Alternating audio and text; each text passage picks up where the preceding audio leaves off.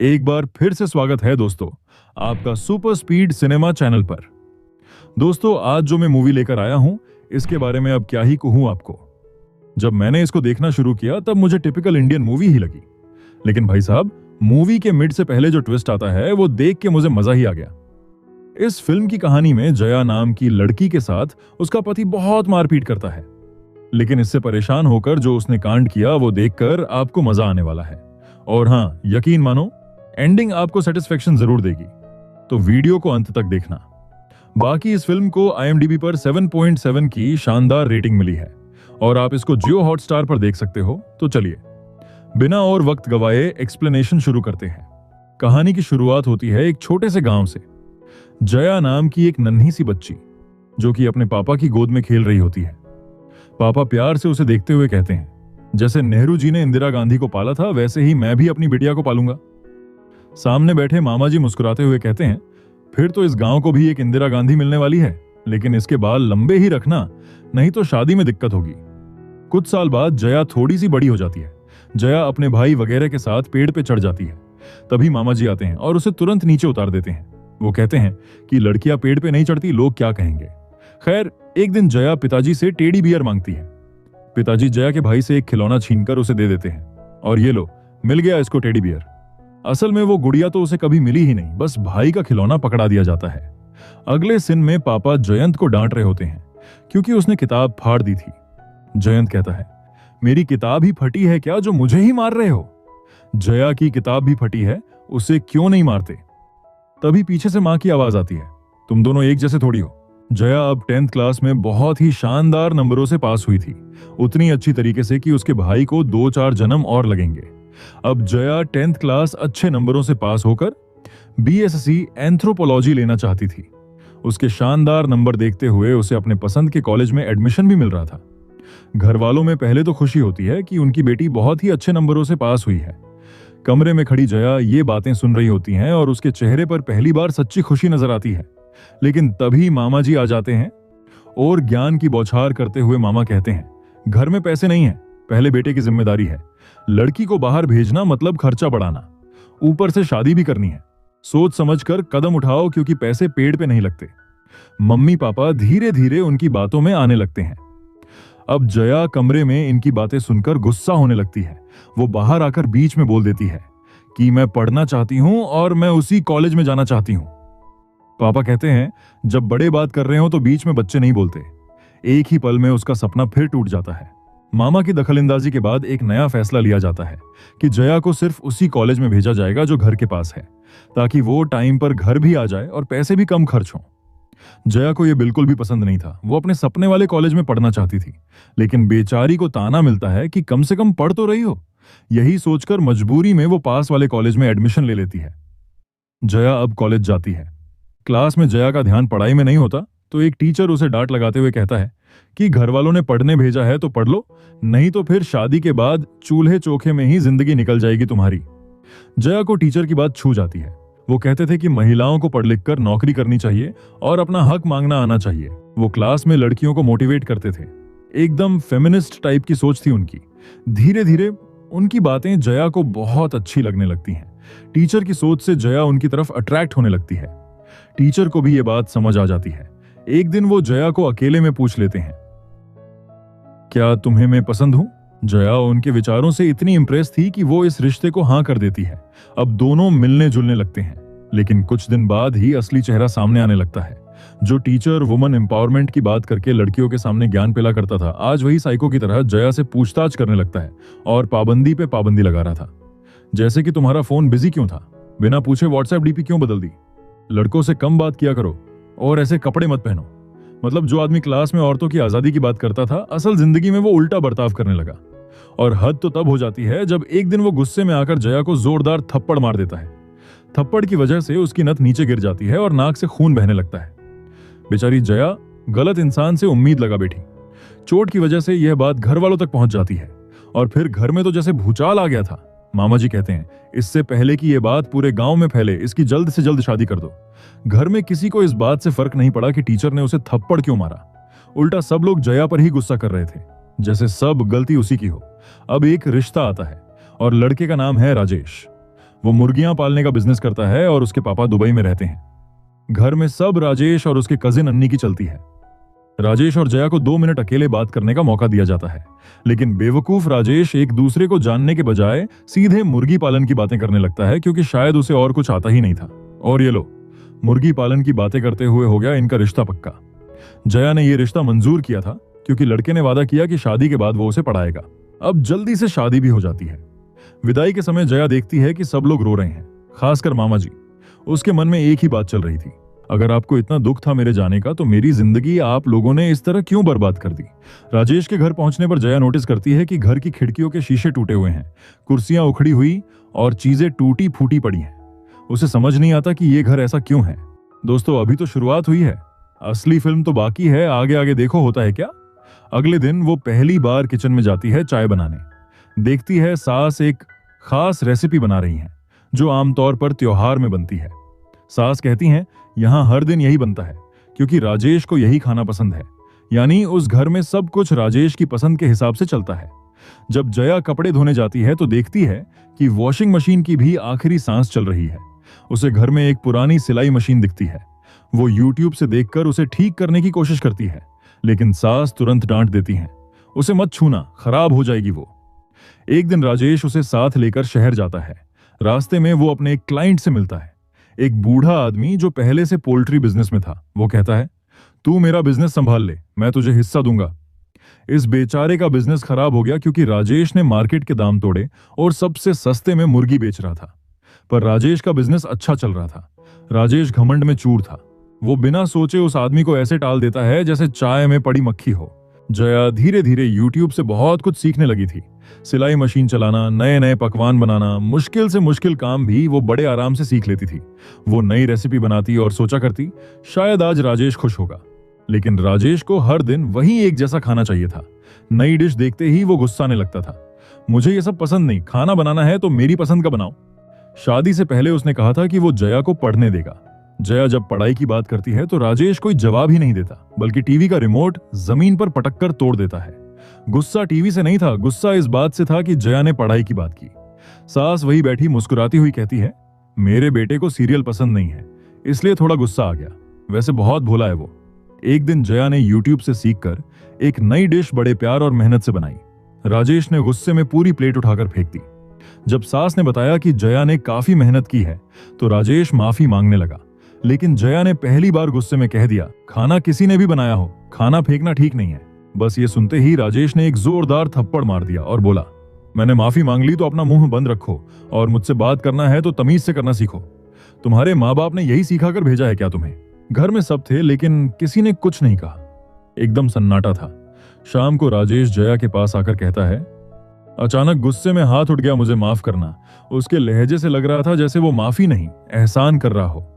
राजेश जया को रेस्टोरेंट ले जाकर सॉरी बोलता है और वादा करता है कि दोबारा ऐसा नहीं करेगा। लेकिन अगले ही सीन में हम उसे जया को थप्पड़ मारते हुए देखते हैं। फिर से अगले दिन जया से माफी मांगता है और उसे मनाने के लिए मूवी देखने ले जाता है। वहां वो फिर से कहता है दोबारा हाथ नहीं उठाएगा, लेकिन फिर भी हम उसे अगले ही दिन जया पर हाथ उठाते हुए देखते हैं। अगले दिन राजेश कहता है, ये आखिरी बार था, अब कभी हाथ नहीं उठाऊंगा। लेकिन अगली ही बार घड़ी टूटने पर फिर थप्पड़ मारा गया और फिर वही मूवी और रेस्टोरेंट का प्लान। ये एक रूटीन बन चुका था। जया ने अपनी मम्मी को यह सब बताया तो उन्होंने कहा कि थोड़ा एडजस्ट करना पड़ता है, सब ठीक हो जाएगा, बस थप्पड़ ही तो मारा है, वो भी घर में, पब्लिक में थोड़ी मारा। माँ की बातें सुनकर जया थोड़ी देर को और ज्यादा टूट गई। वो सोचती थी कम से कम घर वाले तो उसको समझेंगे, लेकिन सबने वही जवाब दिया, मतलब शादी के बाद यही सब सहना है उसे। राजेश की माँ भी कहती हैं, पहले वो ज्यादा गुस्सा करता था, अब सुधर गया है, घर संभालता है, इसमें अब हम क्या कहें। जया की ननद कहती है, मैं भी अपने ससुराल वालों से परेशान होकर वापस मायके आ गई थी, कोई वापस लेने तक नहीं आया। अगर आप भी चली जाओगी तो लोग आप पर ही इल्जाम लगाएंगे। जया समझ गई थी कि अब ये उसकी जिंदगी बन चुकी है, मार खाना, चुप रहना, हर बात पर हाँ में हाँ मिलाना और सबकी पसंद का रोबोट बन जाना। अब उसे अपने ही घर वालों से उम्मीद नहीं रही थी। ना माँ बाप, ना भाई, ना पति, ना ससुराल, कोई उसका नहीं था। एक दिन जया ईयरफोन लगाकर कुछ देख रही थी, शायद यूट्यूब से कुछ अच्छा सीखने की कोशिश कर रही थी। तभी राजेश आकर चिल्लाने लगता है, हर वक्त बस फोन में लगी रहती हो, कोई काम धाम नहीं है क्या तुम्हें? राजेश उससे जबरदस्ती मोबाइल छीनने की कोशिश करता है, लेकिन इस बार जया ने फोन इतनी मजबूती से पकड़ रखा था कि वो चाहकर भी हाथ से नहीं छुड़ा पा रहा था। राजेश गुस्से में अपना हाथ उठाता है, हमेशा की तरह उसे एक थप्पड़ मारने के लिए। लेकिन इस बार कहानी बदल जाती है। जया उसका हाथ रोक लेती है और पल भर में ऐसी जोरदार लात मारती है कि राजेश सीधा टेबल के अंदर जा गिरता है और वही फिट हो जाता है। वो कुछ सेकंड के लिए समझ ही नहीं पाता कि उसके साथ हुआ क्या है। यहाँ एक फ्लैशबैक दिखाया जाता है कि जया ने हार नहीं मानी थी। जब पूरा परिवार, माँ, पापा सभी ने उससे कहा था कि एडजस्ट करो, तब उसने खुद से तय किया कि अब वह खुद ही उम्मीद बनेगी। उसने चुपचाप यूट्यूब से कुंग-फू और कराटे सीखना शुरू किया। कभी बाथरूम में, कभी छत पर, तो कभी पेड़ पर तकिया बांधकर वो घंटों अभ्यास करती। धीरे धीरे उसके हाथ पैर लोहे जैसे मजबूत होने लगे और आज पहली बार उसने अपनी ट्रेनिंग इस्तेमाल की। राजेश का दर्द इतना तेज था कि वो लूंगी संभालते हुए सीधे मेडिकल स्टोर पहुंचा, मगर शर्म के मारे सही से बता भी नहीं पाया कि दर्द कहां हो रहा है, इसीलिए दवा भी नहीं मिली। वो मुर्गी पालन वाले अपने मजदूरों के पास गया। वहां राजेश का बिहेवियर कुछ अलग लगा। उन लोगों को लगा कि आज राजेश ने फिर से भाभी को मारा है, लेकिन कौन मार खाकर आया है वो राजेश अच्छे से जानता था। इधर घर में किसी को कुछ पता नहीं था, क्योंकि राजेश ये बात कभी किसी को बताने वाला नहीं था कि उसे अपनी ही बीवी ने इतनी जोर से मारा। उसे जिंदगी में पहली बार एहसास हुआ कि इस घर की दीवारों पर जो पैर के निशान बनते जा रहे थे और पेड़ पर जो तकिए बंधे थे, वो यूं ही नहीं थे। इसी डर में राजेश अपने पुराने बक्से से पुराने मेडल और एक ब्लैक बेल्ट निकालता है। उसे याद आता है कि बचपन में उसने भी कराटे सीखा था। अब राजेश भी यूट्यूब से दोबारा कराटे सीखना शुरू कर देता है, ये सोचकर कि वो जया से बदला लेगा। जया तो बस इतना चाहती थी कि उसका पति उसे मारे नहीं और थोड़ी इज्जत दे। वो पहले की तरह ही खाना बनाती, घर संभालती, लेकिन राजेश का दिमाग अभी भी बदले वाले मोड में था। काफी ट्रेनिंग के बाद राजेश घर आया और अखरोट की सुरक्षा के लिए पहले एब्डोमिनल गार्ड पहनता है।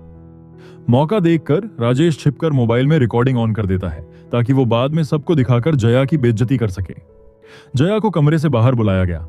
राजेश उसे थप्पड़ मारता है और जया भी वहीं पर एक भारी थप्पड़ देकर जवाब देती है, और फिर शुरू होता है घर के अंदर कुंग-फू रूपी तांडव।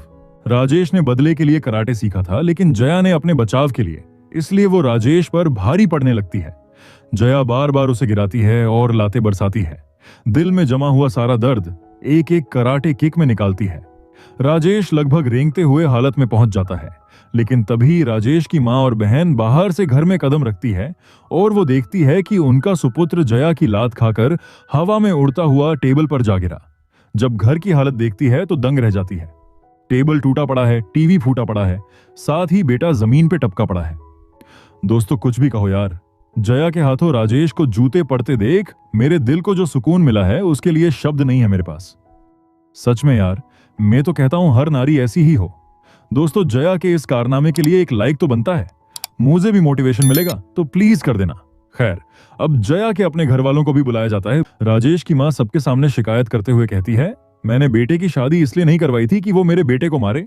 मेरा बेटा तो बहुत भोला है। जया के पेरेंट्स कहते हैं, आपका बेटा भी तो उसे रोज मारता था। इस पर जया की सास अमृता के पापा से बोलती है, आप भी तो अपनी पत्नी को मारते होंगे, अगर वो पलट कर मार दे तो कैसा लगेगा।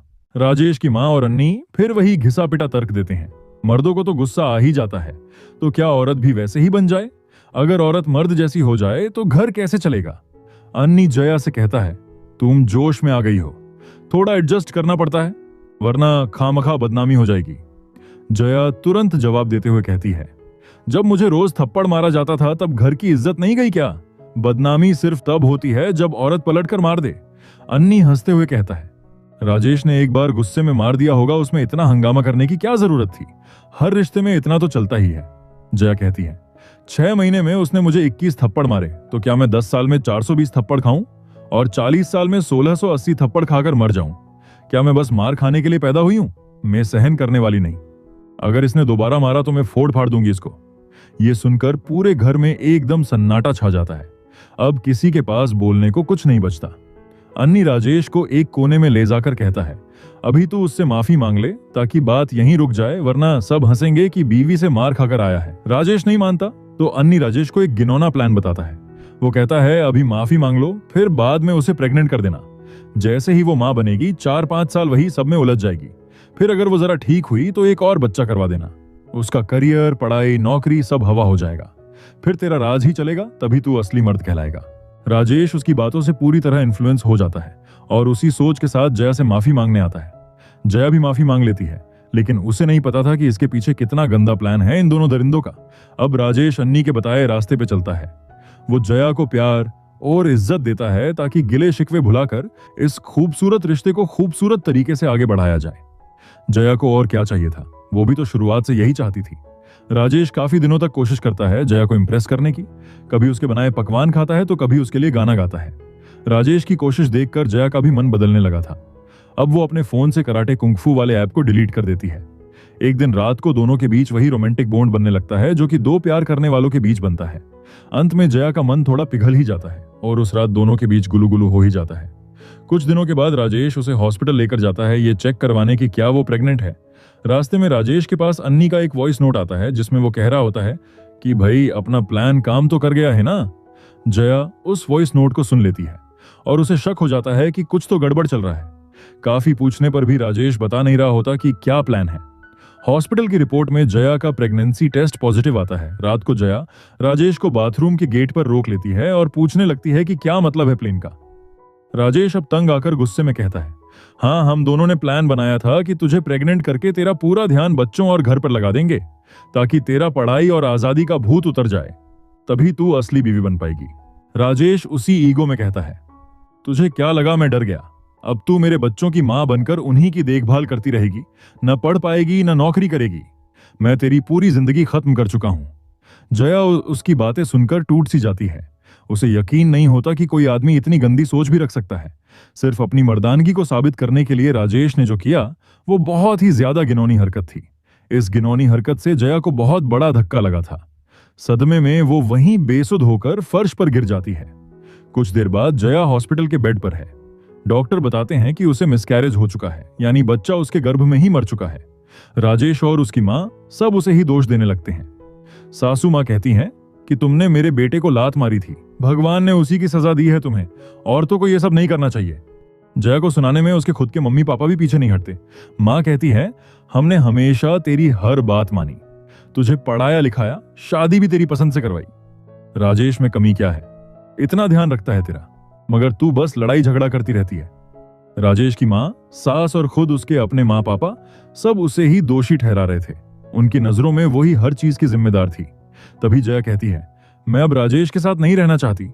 पापा गुस्से में जवाब देते हैं, अगर तू वहां नहीं रहना चाहती तो मेरे घर में तेरे लिए कोई जगह नहीं। जया चुपचाप बाहर निकलने लगती है। राजेश पीछे से आवाज देता है, बराबरी की बात करती हो ना तो इस हॉस्पिटल का आधा बिल भी तू ही देना। जया गले से सोने की चैन निकालकर राजेश को दे देती है और रोते हुए अस्पताल से निकल जाती है। खैर, कुछ समय बाद जया का भाई जयंत उसके पास आता है। वही एक था जो सच में उसके दर्द को समझ रहा था। वो उसे एक पीजी में ले जाता है जहां जया रह सके। अब वो नौकरी ढूंढने लगती है। जया के पास ना कोई डिग्री थी और ना ही किसी और जॉब का कोई एक्सपीरियंस था, और इस वजह से उसे कहीं भी काम नहीं मिल रहा था। जया के लिए जीवन अब आसान नहीं रहा। बेचारी खूब रोती है।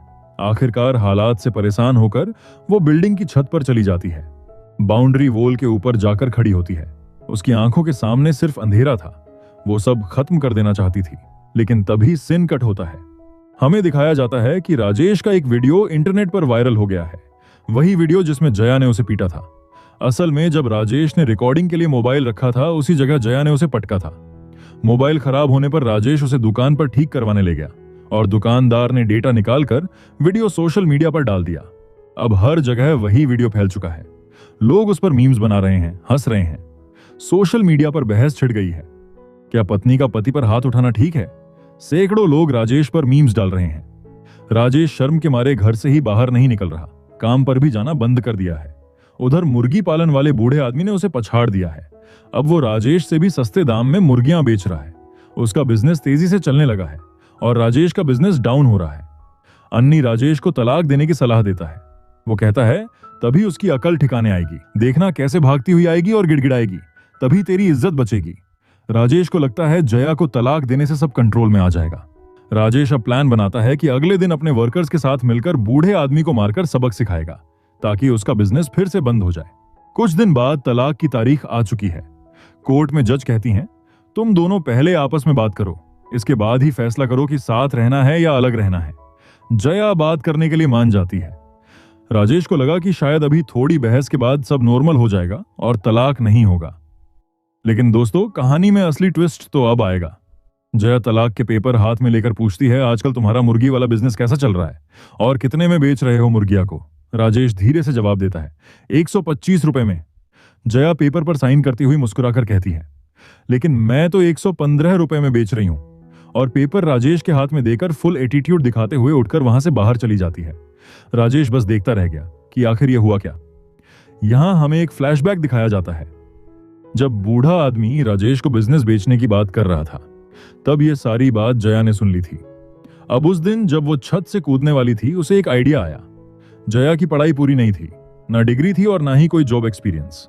अब जिसका बिजनेस पहले से चल रहा है, मैं उसकी पार्टनर बन सकती हूँ और खुद का बिजनेस शुरू कर सकती हूँ। जया वही करती है। वो बूढ़े आदमी की पार्टनर बन जाती है। बैंक से छोटा लोन लेकर बिजनेस में उतनी ही मेहनत करने लगती है जितनी कभी घर में करती थी, पर अब वो मेहनत उसके खुद के भविष्य के लिए कर रही थी। अगले सीन में हम देखते हैं, राजेश के वर्कर्स बूढ़े आदमी को मारने के लिए जाते हैं, लेकिन सामने जया खड़ी होती है। जया एक के बाद एक सब पर लात घुसे बरसाती है और सबकी बैंड बजाने लगती है। यानी एक बार फिर उसने अपने कराटे का कमाल दिखाया, पर अब ये किसी गुस्से में नहीं, बल्कि अपने भविष्य की रक्षा करने के लिए था। और इसी सुपर डुपर एंडिंग के साथ ये मूवी यहीं पर एंड हो जाती है। तो दोस्तों, ये थी जया की कहानी, जिसने सबको साबित किया कि सहना ही प्यार नहीं होता और डरते रहने से इज्जत नहीं मिलती। अगर इस कहानी ने आपके दिल को थोड़ा सा भी छुआ हो, तो वीडियो को लाइक करना, चैनल को सब्सक्राइब करना और ऐसे ही मजबूत कंटेंट के लिए जुड़े रहना। दोस्तों, इस चैनल को आपके प्यार और सपोर्ट की बहुत जरूरत है, तो प्लीज आपका प्यार और सपोर्ट दोनों बनाए रखना। बाकी आप अपने थॉट्स और राय को कमेंट में जरूर बताना, ताकि मुझे भी अपनी जनता के अलग अलग विचार जानने को मिले। तो फिर मिलते हैं अगले वीडियो में एक और तगड़ी फिल्म के साथ। तब तक याद रखो, अपना सम्मान खुद बचाओ, क्योंकि दुनिया आसानी से नहीं देती।